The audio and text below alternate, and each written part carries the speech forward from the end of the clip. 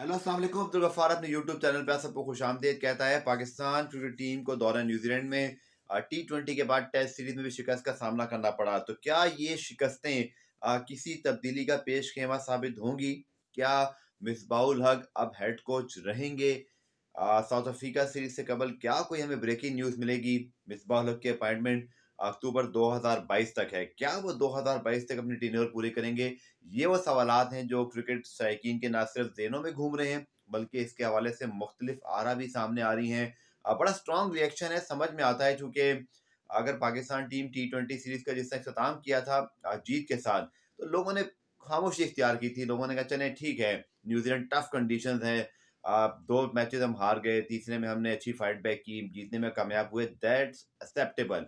But जो test series में हुआ, पहले टेस्ट में तो चलें हमने फाइट बैक कर ली थी, ड्रॉ कर सकते थे, लेकिन कुछ किस्मत मेहरबान नहीं थी, वरना शायद वहाँ 4.3 ओवर्स खेल जाते, तो एक मोराल भी लिफ्ट होता, एक सेल्फ बिलीफ भी आता। लेकिन जो हुआ है क्राइस्टचर्च टेस्ट में और 297 करने के बाद 659 फॉर 6 जो करवा दिए, आई थिंक ये बहुत बड़ा सेटबैक है। तीसरी मर्तबा 9 टेस्ट मैचेस में हमने 300 की पार्टनरशिप लगवाई है, 64 एक्स्ट्रास दे दिए हैं। 17 वाइड थी, जिसका मतलब ये है कि इस विकेट पर असिस्टेंट मौजूद थी। वाइड तभी होती है जब बहुत ज़्यादा गेंद बाउंस और स्टीम ले रहा हो, आउट ऑफ कंट्रोल हो रहा हो, और यही एक आर्ट है कि ऐसी विकेट पे आपने कितने तहम्मुल से गेंद आगे रखकर बैट्समैन को खिलाना है। जैसे कि न्यूज़ीलैंड की टीम ने इस पूरी टेस्ट सीरीज़ में पाकिस्तानी बैट्समैनों को ड्राइव करवाई है। आबिद अली का आउट देख लें, अज़हर अली की डिसमिसल देख लें, हारिस सोहेल के आउट देख लें, खिलाकर आउट किया है। पता है कि इनकी स्ट्रेंथ नहीं है, लेकिन अब आप सबके ज़हनों में जो सवालात हैं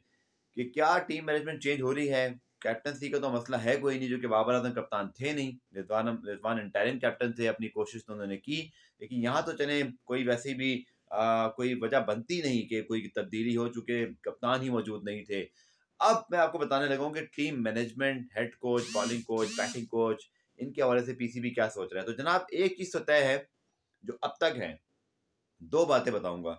जो इस वक़्त सूरत-ए-हाल है, जो पाकिस्तान क्रिकेट बोर्ड सोचता है, जो मैंने अपनी थोड़ी इन्वेस्टिगेशन की, बट याद रखिएगा कि पाकिस्तान के वज़ीर-ए-आज़म इमरान खान साहब, जो कि क्रिकेट बोर्ड के इस वक़्त पैट्रन इन चीफ भी हैं, उनकी जानिब से, या जैसे कि माज़ी में हमने देखा है कि एक चीज़ हुई है कि क्रिकेट बोर्ड ने डायरेक्शंस पे भी अमल किया है। फ़िलहाल तो मुझे लगता नहीं कि इमरान खान साहब की जानिब से कोई किसी किस्म का इस वक़्त डायरेक्शन है क्रिकेट बोर्ड के लिए पाकिस्तान टीम परफ़ॉर्मेंस पर। अपने जो सियासी मामलात हैं उसमें बड़े वो इस वक़्त मसरूफ़ हैं। लेकिन जो इस वक़्त सूरत-ए-हाल है ज़रूर बताऊँगा, लेकिन सब्जेक्ट टू कि जब भी नोटिस वो लेते हैं या कोई चीज़ अगर होती है, तो मुझे लगता है कि कोई न कोई मामला आगे चल के चेंज भी हो सकता है। लेकिन जो चीज़ें इस वक़्त स्टैंड करती हैं, बड़ी ज़िम्मेदारी से मैं आपको रिपोर्ट कर रहा हूँ कि पाकिस्तान क्रिकेट बोर्ड की जानिब से साउथ अफ्रीका सीरीज़, जो कि अब पाकिस्तान 26 जनवरी से टेस्ट शुरू होगा, और 16 या 15 जनवरी को साउथ अफ्रीका की टीम पाकिस्तान पहुँच भी जाएगी। पाकिस्तान टीम 10 और 9 जनवरी को पाकिस्तान पहुँचेगी।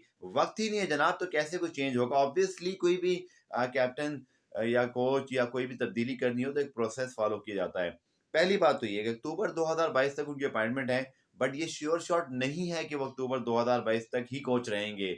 उनका परफॉर्मेंस रिव्यू मिसबाह-उल हक का होता रहेगा, बॉलिंग कोच वक़ार यूनुस का भी, और अगर टीम मैनेजमेंट के हवाले से पीसीबी ने कोई तब्दीली करना हुई परफॉर्मेंस रिव्यू पर, तो वो हो सकती है। क्रिकेट कमेटी, जो कि सलीम यूसुफ की सरबराही में काम कर रही है, वसीम अकरम उसके मेंबर हैं, इसके साथ-साथ और दीगर उसके अंदर भी मेंबरान मौजूद हैं। मीटिंग तो हो रही है जनाब साउथ अफ्रीका सीरीज़ से पहले, परफॉर्मेंस रिव्यू भी होगा, मिसबाह-उल हक को भी बुलाया जाएगा, लेकिन होना फिलहाल कुछ नहीं है। क्योंकि कोई वक़्त नहीं है कि तब्दीली का कोई प्रोसेस है, ऐसा है कोई नहीं कि आप जादू की छड़ी घुमाएँगे और नया कोच आ जाएगा या नया बॉलिंग कोच आ जाएगा।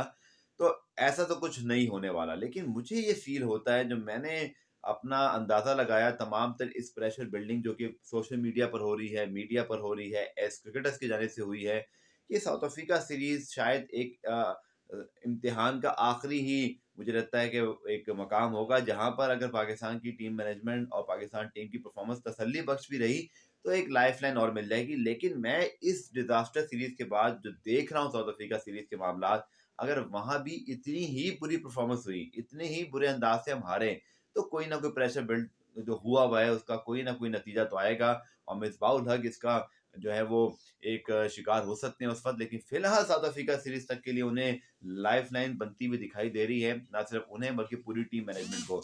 यूनुस खान की मैं बात करूँगा, पाकिस्तान टीम के बैटिंग कोच बने थे इंग्लैंड में, और हमने देखा कि बैटिंग में हमारी परफ़ॉर्मेंस फिर भी मतलब आउटस्टैंडिंग नहीं है तो बहुत बुरी भी नहीं है।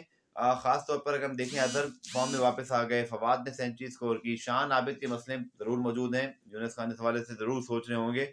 लेकिन बॉलिंग की जो परफ़ॉर्मेंस है फ्रॉम ऑस्ट्रेलिया, फिर इंग्लैंड, फिर न्यूज़ीलैंड, इवन जिम्बाब्वे, और फिर हमारी सिलेक्शन का जो क्राइटेरिया है, आई थिंक मोहम्मद वसीम जो पाकिस्तान टीम के नए चीफ सिलेक्टर आए हैं, उनके लिए ये बहुत कठिन इम्तिहान है। जो पहली सीरीज़ में उनको जो तब्दीलियाँ या अब जो डिसीजन मेकिंग करनी है, क्योंकि अब आर्गुमेंट होंगे, अब मिसबाह-उल हक के साथ, कैप्टन के साथ सिलेक्शन कमेटी बैठेगी, तो बात होगी, आर्गुमेंट्स होंगे। तो अब मुझे लगता है शायद ये बेहतर प्रोसेस होगा पाकिस्तान क्रिकेट के लिए कि यहाँ पर अब कोई और ज़हन इन्वॉल्व होंगे, मिसबाह भी थोड़े रिलैक्स हो सकेंगे कि ये टीम उन्होंने नहीं बल्कि चीफ सिलेक्टर ने सिलेक्ट की है। मुशावरत होगी, मुझे लगता है कि बहुत बोझ था मिसबाह-उल हक पर जब से न्यूज़ीलैंड की टीम भी सिलेक्ट की, हेड कोच भी थे, उससे पहले बैटिंग कोच इंग्लैंड तक रहे हैं। शायद ये बेहतर है कि एटलीस्ट इस बार उनके जो ज़िम्मेदारियाँ कम हो रही हैं, लेकिन क्या वो डिलीवर कर पाएँगे? क्या पाकिस्तान टीम मैनेजमेंट की जानिब से कोई हम गारंटी समझ सकते हैं कि साउथ अफ्रीका में अच्छी परफॉर्मेंस होगी? साउथ अफ्रीका की टीम बहुत तगड़ी है, रबादा भी आ रहे मुझे लगता है आएँगे, फाफ डु प्लेसी, एक बहुत स्ट्रॉन्ग जो है स्टार स्टडेड किस्म की रिलायबल परफॉर्मर्स मौजूद हैं, जो कि पाकिस्तान की विकेटों पर भी उतने ही उनकी कमिटमेंट आप देखेंगे, उतनी उनकी परफॉर्मेंस भी देखेंगे। पीएसएल भी लड़के उनके खेलते रहे हैं, तो उन्होंने तो बिल्कुल भी पाकिस्तान टीम को मौका उन्होंने पाकिस्तान में भी नहीं देना। साउथ अफ्रीका में तो चले वो बिल्कुल ही अनप्लेएबल हो जाते हैं, लेकिन पाकिस्तान की विकेटों पे भी ये साउथ अफ्रीकन टीम बहुत मुश्किल होगी।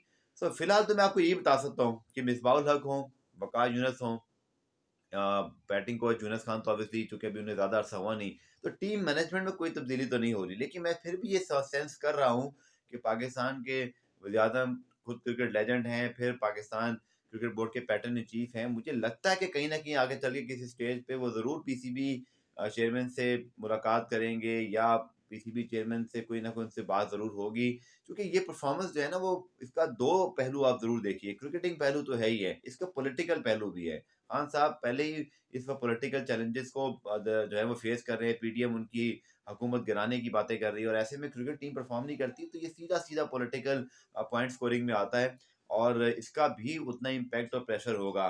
तो टाइम इज़ रनिंग आउट, मैं ये कह सकता हूँ, time is running out for Misbah ul हक एंड वक़ार यूनुस, क्योंकि आगे चल के साउथ अफ्रीका सीरीज़ तक भी ये अगर अब सर्वाइव कर रहे हैं, इनकी लाइफ़लाइन मिल रही है, लेकिन उसके बाद मुझे कोई गारंटी नज़र नहीं आ रही, क्योंकि क्रिकेट शायकीन, मीडिया का रद्द-ए-अमल सब क्रिकेट पर होता है, हमारे यहाँ और कोई खेल है कोई नहीं। तो इसी पे बात हो रही है, इसी पर बहुत सारी चीज़ें हो रही हैं। तो देखते हैं कि जनाब अब आगे चल के क्या होता है, लेकिन जो इस वक़्त सूरत-ए-हाल है, मैंने आपको बता दिया कि no immediate changes, performance review होगा। मिसबाह-उल-हक 2022 तक, क्या वर्ल्ड टी20 तक, वर्ल्ड बल्कि मैं आपको बताऊँ वर्ल्ड टी20 तक भी वो कोच रखे जा सकते हैं, क्योंकि एक चीज़ उनके हक में जा रही है कि प्रोसेस आपको फ़ॉलो करना होता है नए कोच का। साउथ अफ्रीका सीरीज़ खत्म होगी तो आपकी मज़ीद सीरीज़ हैं, फिर आपकी वर्ल्ड एशिया कप भी अगर होता है या वर्ल्ड टी20 की बात है, तो ये सारा कुछ आगे पीछे मौजूद है। सो अब देखना ये होगा कि 3 बातें, no immediate changes, number 2 performance review होगा, 2022 तक मिसबाह रहेंगे, ये बात गलत है। परफॉर्मेंस रिव्यू पर ही बेस करेगा, लेकिन चूँकि वर्ल्ड टी20 इस साल है, नए कोच को वक़्त नहीं मिलना, नया कोच कौन होगा, कुछ सोचा कोई नहीं है, तो ये चीज़ मिसबाह-उल-हक के फ़ेवर में भी जाती है, but time is running out as well. अगर बहुत ज़्यादा प्रेशर पड़ेगा पॉलिटिकल और सोशल मीडिया, मीडिया, क्रिकेटर्स का, तो हमारे बोर्ड में पहले भी तब्दीली हुई हैं। अज़हर अली की छुट्टी आपके सामने है।